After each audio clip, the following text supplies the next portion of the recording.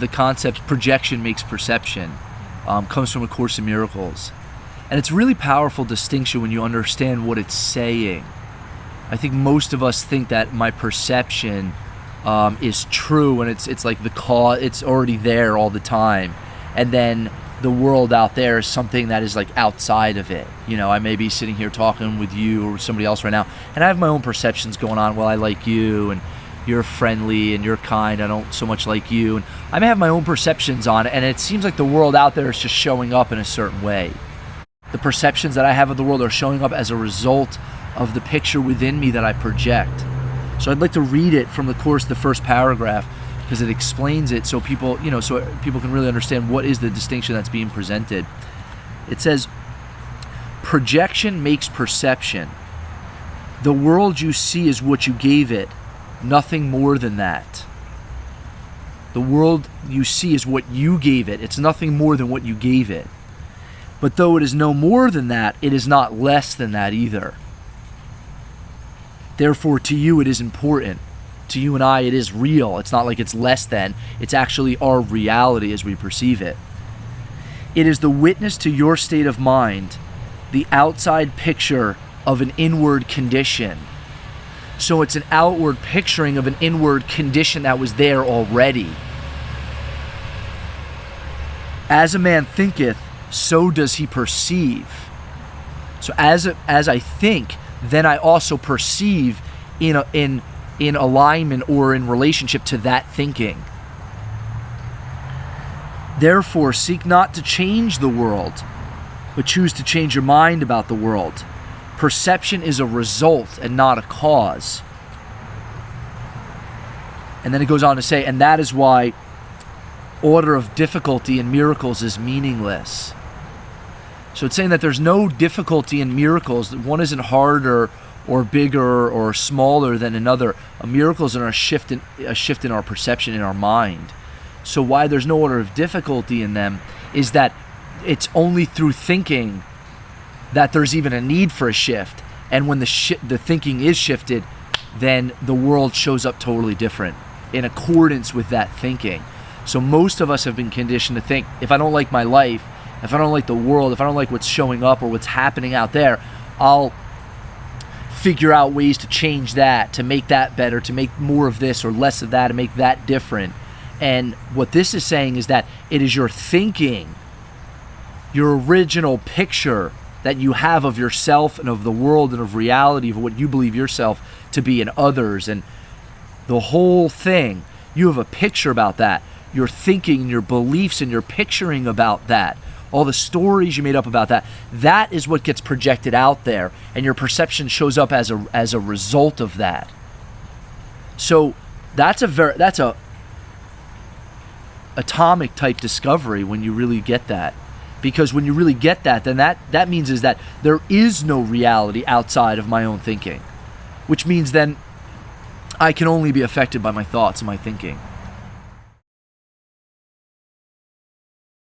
This is a great question, that one that I enjoy because I wrestled with it for so many years about how does luck play in with your perception, or what is luck, or is there even such thing as luck? And in my own experience for a long time, I believe that some people were, quote, luckier or all of those things. And I actually, through trainings and through deeper work within myself, it's scientific law how stuff shows up in your life. And if you get the law, then there's really no luck about it.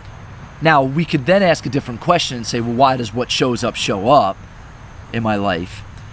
But I think if we look at like where we are right now, if we're in, Florida, let's say. Florida is a warm environment. It's a very moist, rich environment. We're close to the ocean. And certain type of trees show up there. Now, originally I said I'm from New Jersey. We didn't have palm trees and certain type of foliage and trees like we have in Florida, because New Jersey is a certain type of space, a certain type of environment, something we would call a certain type of context. And Florida is its own distinct, different type of environment, space, context. Now, if you look at scientifically, they both have content, trees, dirt, certain type of grass, certain type of animals, certain type of insects show up that is a perfect mirror or a perfect alignment, you could say, like a Velcro, for that context. So we can say that Antarctica is a certain type of context. It's not a context for, beach and sand and nice waves and 90-degree weather and, people, what do they like to do? Drink mojitos or whatever they do and play volleyball on the beach and have barbecues or, whatever they do in nice climate. Antarctica is not the right environment for that. So it's not a question of luck. Everything that shows up in your life and in my life absolutely shows up, just like New Jersey, what shows up in New Jersey or Florida as that space, whatever shows up in there, that was the space for it to show up. Like Florida is the space for palm trees, that's why they show up. Everything that shows up in your life, my life, the world, shows up in accordance to the context that I am, which is my ways of being, which is my thinking, which is my languaging, which is my practices, my actions. They create an overall environment or a space. So there is no luck or bad luck or disluck. When people look in their bank account, they go, oh, I only have, $5 in there. I must not be lucky. The person who has millions of dollars is luckier. No, it's actually not that at all. And that's where a lot of people get lost in and lose a lot of effective power in their life, because they think that we're like all dealt a hand, and that's the hand that I have in life, and that there's like some God up in the sky with a beard, kind of assessing who gets what, and you were a good boy today, and you're a good boy in this life, so I'll give you good things. It's not like that at all. And in reality, the way that it is if you have $10 in your bank account, you're a space of $10 in your bank account. That's not a good or a bad thing. It's totally a neutral thing. Just like this tree or a palm tree isn't better than a pine tree or an oak tree. They're just different trees. Let's say, what if I'm using my weight as a way of protecting myself in life?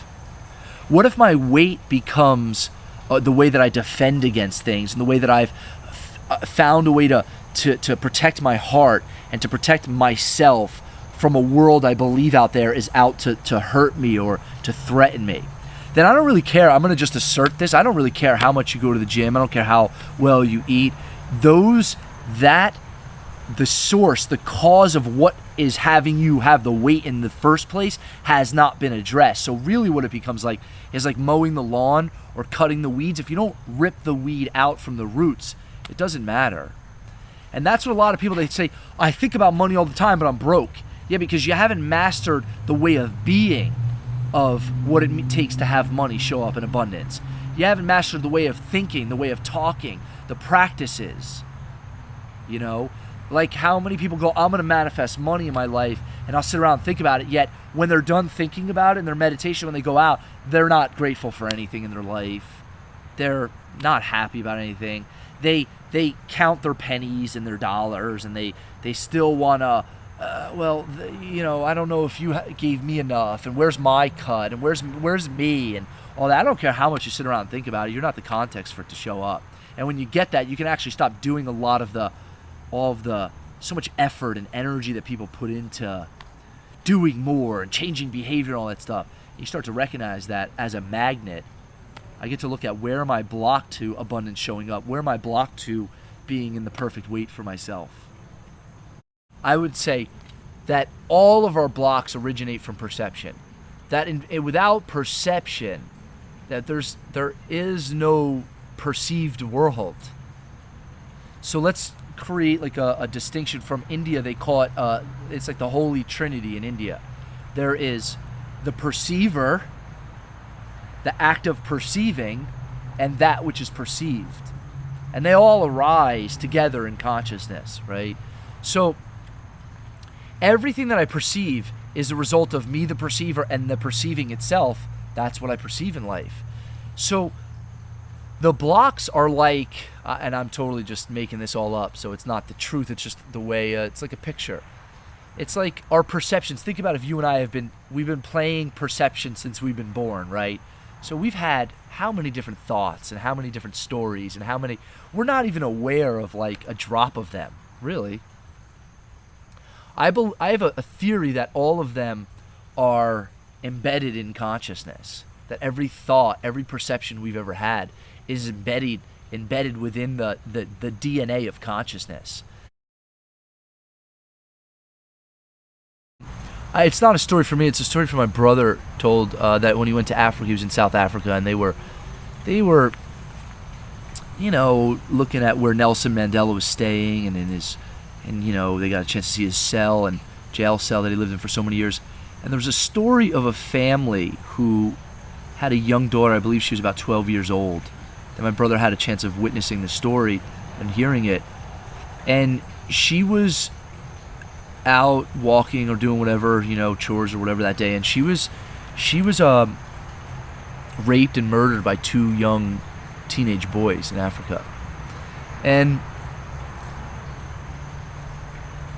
the trial was coming up. However, the trial goes there in South Africa, and the mother and the father went to the trial, and they pleaded with the judge not to give the boys jail time. What they wanted the sentencing to be was they were going to create a foundation in the name of their daughter. And what they wanted is these two boys to be appointed as heads of the foundation. So think about how radical of a choice that is. Just in that moment, most people would be so prone to vengeance or to attack and retaliation and that type of thinking, and that war and conflict type of thinking. Whereas the mother and the father had the wherewithal to say, maybe there's a different way, maybe there's another way, maybe there's a way of seeing this that we're not open to. And the judge awarded it to them. And 8 years later, after 8 years of being on this board, the mother and father fell in love with these two boys and ended up adopting them about 8 or so years later. And the story, I was very moved by the story because it shows the possibility that's available for us when we choose love, or when we choose peace, and when we choose to see our brothers and sisters, everything as sinless, as holy, perfect, and harmless. And that's a very difficult thing, because most people, all they would be able to see is the loss of the daughter. And it really begs the question, is loss possible? And I don't know how deep we'll go into this question, but is loss even possible? Is communication broken between those parents and their daughter, even though she transitioned, she changed form? Is communication broken? Is loss even possible? Is there another way to see things and how we relate with each other? Is there a possibility to only choose love and forgiveness, and what results would show up in your life? And that's the beauty of the Nelson Mandela story. And here's a man who was in jail for decades, and through forgiveness, so much power was granted and extended to him. So that's the story as it was told to me.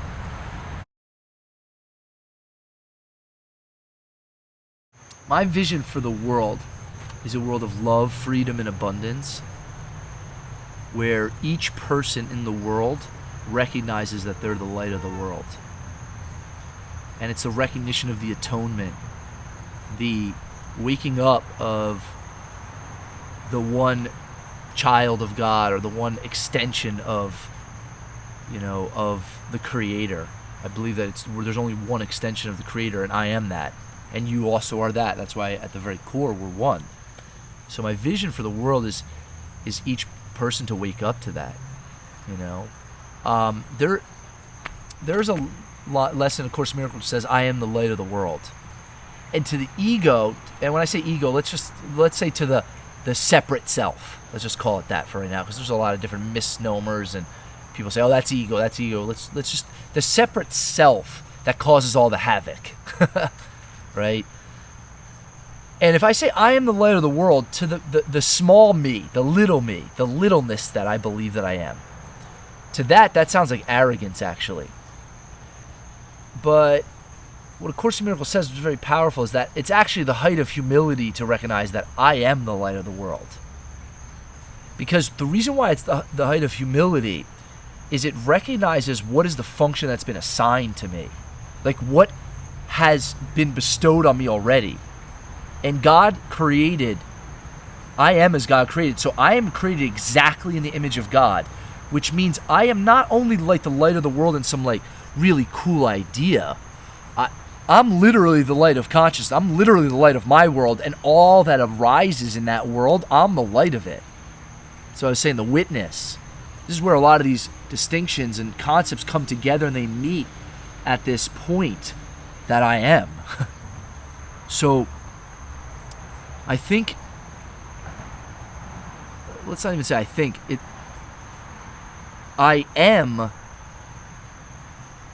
that which allows everything in life to even show up. Now, somebody might go, well, does that mean I am the creator, if you will, or the light to what shows up in Kyla's world? But there is no Kyla's world, because Kyla appears to me. And Kyla's world appears to Kyla as the observer or the witness. So at the very core, the witness is the same in all of us. There's only one witness. That is the extension of God. So when we say, I am the light of the world, like literally, I'm the light of the world. So my vision for the world is everybody to wake up to that. That I am spirit and you are also spirit, and that we're an extension of spirit. Then we start to relate to everything totally different. And my vision for the world is everybody to wake up to that. That's the preciousness of the human birth, of the human experience. That's the preciousness of this life. You and I can sit around and talk about this stuff. I don't know of any, mice that are having conversations about these things. Maybe they are, but I don't know of any. So we have the opportunity to turn our awareness within and see, like, who am I really? And that's the greatest blessing of what it means to be a human being. When you get that, you're the richest person alive. When you don't, I don't care how rich you are. That's actually Nisargadatta Maharaj said this. He said, with self-realization, there is no greater blessing. And without it, there is no greater misfortune. And it doesn't matter how much wealth and how much you've collected in the world's eyes, you'll be empty. And when you have it, it doesn't matter where you are. Everything in the world pales in comparison to it. And you step into the light that you are. That's my vision for everyone, that they experience that.